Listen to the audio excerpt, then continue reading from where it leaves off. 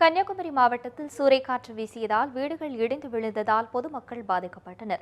கன்னியாகுமரி மாவட்டத்தின் பல பகுதிகளில் நேற்று சூறைக்காற்று வீசியது. மார்த்தாண்டம், திருவட்டார், குலசேகரம், கோட்டூர்கோணம் உள்ளிட்ட பகுதிகளில் 10க்கும் மேற்பட்ட வீடுகளில் கூரைகள் சேதமடைந்தன. பல்வேறு இடங்களில் ரப்பர் மரங்கள் முறிந்து விழுந்ததால் மின்கம்பங்கள் சாய்ந்தன. மேலும் மின் இணைப்பும் துண்டிக்கப்பட்டது. சூறைக்காற்றால் ஆயிரக்கணக்கான வாழை மரங்கள் சாய்ந்ததால் பல லட்சம் ரூபாய் இழப்பு ஏற்பட்டுள்ளதாக விவசாயிகள் தெரிவித்துள்ளனர். புயல் காற்று வந்து இழுவையோட கூட்டின மழையோட சேர்ந்து எங்களுக்கு ரப்பர் வாழை எல்லாமே காற்று புயல் கொண்டு போச்சு. இன்றைக்கி இதுவரை யாரும் வந்து பார்க்க இல்லை. எங்களுக்கு இது கொண்டுள்ள பிழைப்பு தான் ரப்பர் விவசாயம், வாழையும் தான் விவசாயி. வேறு எந்த வருமானம் எங்களுக்கு கிடையாது. பல லட்சம் ரூபாய்க்கு சேதமாக இருக்குது.